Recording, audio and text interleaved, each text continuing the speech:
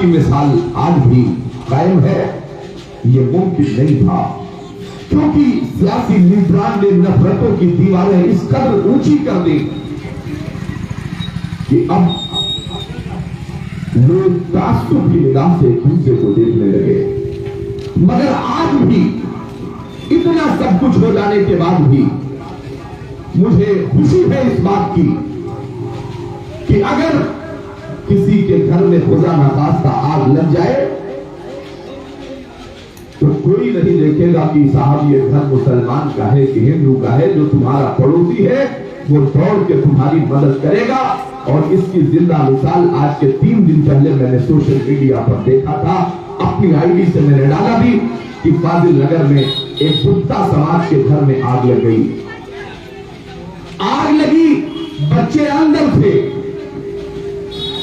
اور عارف نام کے ایک بچے نے گھر میں گھس کر کے, جو آج بھی زیر علاج ہے, زندگی اور موت کی جنگ لڑ رہا ہے, گھر میں گھس گیا اور گھسنے کے بعد اس نے دونوں بچیوں کو, 3 بچیوں کو واپس لے کر کے باہر آ گیا ہو. مگر خود اتنا جھلس گیا کہ ابھی وہ خوشی نگر کے اسپتال میں آج بھی زیر علاج ہے, زندگی اور موت کی جنگ لڑ رہا ہے.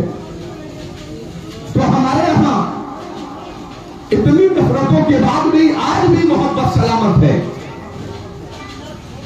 آج بھی گاؤں کی مسجدوں میں آج بھی اگر آپ دیکھیں گے تو آپ کو یہ نظارہ دیکھنے کو ملے گا کہ مسجدوں کے دروازوں پر آج بھی ہندو سماج, مسلم سماج کی بیٹیاں سر پہ آنچل ڈال کر, حجاب ڈال کر آج بھی کھڑی ہوتی ہیں. اور آج بھی ان کا یہ وشواس ہے کہ 3 رکعت نماز پڑھ کے اگر یہ نمازی, اگر یہ مسلمان میرے بیٹے کو دعا کر دے گا تو میرے بیٹے کی نظر دور ہو جائے گی, میرا بیٹا شفایاب ہو جائے گا. آج بھی کیونکہ ہندو کہیں کے ہیں نہ مسلم کہیں کے ہیں, دونوں یہی رہیں گے, دونوں یہی کے ہیں. ملک تو سب کا ہے. اسی ملک کی بقا اور سلامتی کے لیے 40,000 سے زائد علماء کرام نے پھانسی کے پھندے کو مسکراتے ہوئے اس لیے چوما تھا تاکہ اس ملک میں مذہب کے نام پر, ذات برادری کے نام پر کوئی بھید بھاؤ نہ ہو. اور یہ ذمہ داری ہم جیسے لوگوں کی ہے, انصاف پسند ہندو اور مسلمان کی ہے کہ آج بھی اس ایکتا اور اکھنڈتا کو سلامت رکھنے کے لیے ہمیں بڑھ کر کے آگے آنا ہوگا. اور یقین کیجئے کہ جس کے لیے بیٹھ کے ہوٹلوں پر, گھروں میں اور چوراہوں پر, نکڑ اور گلیوں میں بیٹھ کر کے جو دعائیں کی جاتی تھی, اے ایشور, اے اللہ, ایک ایسا قائد ہمیں بھیج دے, ہمیں دے دے, عطا کر دے کہ جو سب کو ایک ساتھ لے کر چلنے کی صلاح رکھتا ہو. وہ ایسا ہو جو دولت والا ہو, جو شہرت والا بھی ہو, نام بھی کمایا ہو, جس نے کبھی ہندو مسلمانوں نے تفریق نہ کی ہو. اور وہ دعا قبول ہوئی اور 10 فروری 2008 کو ڈاکٹر محمد ایوب سرجن نے پیس پارٹی کے نام سے ایک سیاسی جماعت بنائی اور بنا کر کے میدان عمل میں نکلے. اور آپ نے دیکھا کہ جس رفتار سے پہلے دن وہ بندہ چلا تھا, آج اس سے 10 گنا زیادہ رفتار کے ساتھ آج بھی چناؤ ہارا ہے یا چناؤ جیتا ہے, ہر قیمت پر وہ میدان میں ہے, اس یقین کے ساتھ کہ تجھے گما ہے کہ زمانہ ہی مرتبہ دے گا. مجھے یقین ہے عزت فقط خدا دے گا. جس دن میرے رب نے چاہا, سنگھرش کی بنیاد پر, محنت کی بنیاد پر اور جنگ و جہاد کی بنیاد پر انشاءاللہ اس دن ہمیں بھی کامیابی حاصل ہوگی. لگاتار زمین پر ہم ورک کر رہے ہیں, یہ چناوی سوال نہیں ہے. مگر سوچئے کہ آپ پر ہونے والے ظلم و تشدد کو روکنے کے لیے ہندو سے مسلمان, گیتا سے قرآن, مسجد کو مندر سے لڑانے والوں کو ان کے منصوبے کو نہ جو ہے فیل کرنے کے لیے, ان کے عزائم کو ملغمت کرنے کے لیے, اگر آپ نے اپنی اس جماعت کو, اپنی اس تحریک کو اگر آپ نے طاقت نہیں دی, میں یہ بات اس لیے کہہ رہا ہوں کیونکہ آج تک یہاں کے بہت سارے لوگ گئے ہوں گے آپریشن کرانے کے لیے بڑھا گئے, بستی یا جو بھی نزدیک رہا ہو, ایمانداری سے بتائیے کبھی ڈاکٹر ایوب سرجن نے آپ سے آپ کا مذہب پوچھا ہو؟ کبھی ڈاکٹر ایوب نے آپریشن تھیٹر میں کبھی آپ سے یہ پوچھا ہو یہ پیٹ ہندو کا ہے یا مسلمان کا ہے؟ بتاؤ تمہارا نام راج کمار ہے یا ارباب ہے؟ بتاؤ تمہارا دھرم کیا ہے، تمہارا مذہب کیا ہے، تمہاری ذات کیا ہے، تمہاری برادری کیا ہے؟ کبھی نہیں پوچھا۔ اگر جمعے کے دن کنسیشن کیا ہے مسلمانوں کا تو اسی طاقت کے ساتھ اور اسی اعتماد اور ایمان کے ساتھ وہی کام ہندو بھائیوں کے ساتھ بھی کیا ہے۔ کبھی اس نے بھید بھاؤ نہیں کیا مذہب کے نام پر۔ آپ کہتے تھے ایماندار نیتا چاہیے، کیا جیسے ہمارے ہاں مجھے اس بات کا اکثر افسوس رہتا ہے اور بھارت کے تمام اسٹیٹوں میں جا کر کے میں اپنے علماء کے لیے یہ کہتا ہوں، اکثر ہمارے ہاں جو عالم دین ہیں، مسجد کے امام ہیں، مدرسہ پڑھا رہے ہیں، ان کے لیے ان کی ساری فضیلت تب بیان ہوتی ہے جب وہ جنازے کی چارپائی پر لیٹ جائے، تب تقریر ہوتی ہے موت العالم موت العالم، ایک عالم کی موت ایک عالم کی موت ہے۔ ایمانداری سے بتائیے اگر ایک عالم کی موت ایک عالم کی موت ہے تو کیا ایک عالم کی زندگی ایک عالم کی زندگی نہیں ہوگی؟ موت ہی میں عالم کی ساری فضیلت، مرنے کے بعد ہی اس کی ساری فضیلت اجاگر ہوگی، زندگی میں کیوں نہیں؟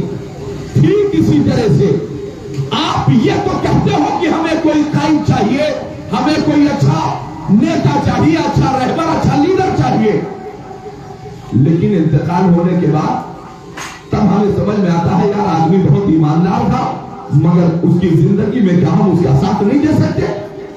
بھارت کی کون سی ایسی سیاسی جماعت ہے کہ جس پر آپ نے یقین نہیں کیا، جس کو آپ نے ووٹ نہیں دیا، جس کو آپ نے سپورٹ نہیں کیا اور جس پر آپ نے ہاتھ رکھا؟ 42 سال تک کانگریس کا دور اقتدار ذرا نگاہوں کے سامنے رکھے، کون سے ایسے مظالم کے پہاڑ تھے جو نہیں توڑے گئے؟ کون سی آپ کی داستان ہے جو خون سے لگی ہوئی نہ ہو؟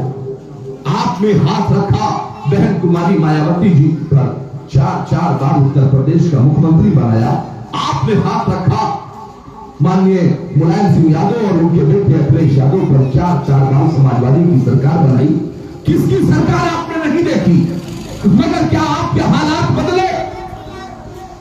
چاہے وہ پچھڑا سماج ہو، چاہے وہ دلت سماج ہو، چاہے وہ مسلم سماج ہو، جو غریب تھا وہ غریب ہوتا جا رہا ہے، جو امیر ہے وہ امیر ہوتا جا رہا ہے۔ کیا اس سسٹم کو بدلنے کے لیے کسی ایک ایماندار آدمی کی ضرورت نہیں ہے؟ آپ دعائیں مانگ رہے تھے، ایشور سے پرارتھنا کی جا رہی تھی کوئی ایک آدمی ایسا دے دے جو ایماندار ہو۔ ایمانداری سے بتائیے گا آپ کے گلی اور محلے میں، اگر آپ کے پاس پڑوس میں اگر کسی ٹھیلا چلانے والے، رکشہ چلانے والے، سبزی بیچنے والے کا بیٹا اگر انٹر پاس کر لے، ہائی اسکول پاس کر لے تو لکھپتی اور کروڑ پتی شام کو دسترخوان پہ اپنے بیٹے کو بیٹھ کے سمجھاتے ہیں کہ بیٹا شرم آنی چاہیے، دیکھو ٹھیلے چلانے والے کا بیٹا ہائی اسکول پاس کر لیا اور بیٹا تم پاس نہیں کر سکے، انٹر پاس کر لیا تم پاس نہیں کر سکے، مثال دیتے ہیں لوگ۔ اور سوچئے اگر آپ کے اس پڑوس میں اور محلے میں اگر کسی بچے کو صفائی کرنے کی سرکاری نوکری بھی مل گئی ہے تو مجھے بتائیے کیا کوئی صفائی کرنے کی نوکری چھوڑنا چاہتا ہے؟ اگر نالی نالے کو صاف کرنے کی جاب نوکری مل گئی اسے تو اسے کوئی چھوڑنے کے لیے تیار نہیں ہے۔ مگر آج کے تقریباً 30 سال کے پہلے اسی پڑھال گھر میں ایک غریب بنکر سماج مرحوم عاشق علی انصاری کے گھر میں پیدا ہونے والا بیٹا ڈاکٹر ایوب بنتا ہے، MBBS کرتا ہے، MS کرتا ہے، ماسٹر آف سرجن ہوتا ہے اور بھارت کی سب سے بڑی سمان جنک کہی جانے والی کرسی IAS کمپٹیشن بیٹ کرتا ہے اور چھوٹی موٹی نوکری نہیں مہاراشٹر میں کسٹم کمشنر ہو جاتا ہے۔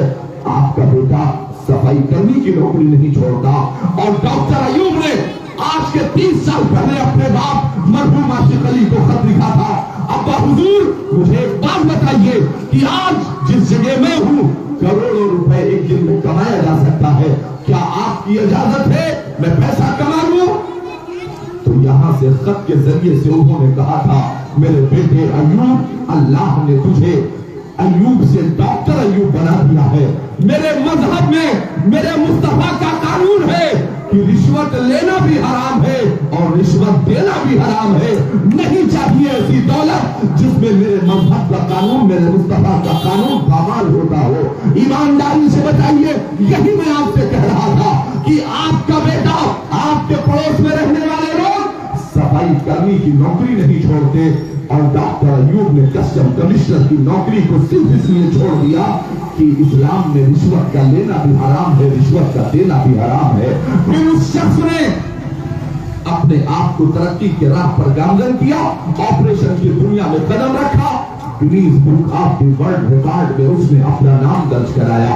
यानी इज्जत, अजमत, दौलत, शोहरत जो भी हो सकता था उसने साबित किया, मगर सियासत में कदम नहीं रखा। तो जहां भी, जिस गांव में भी पहुंच जाओ, सोचिएगा हमारा और आपका सियासी शुरू कहां है।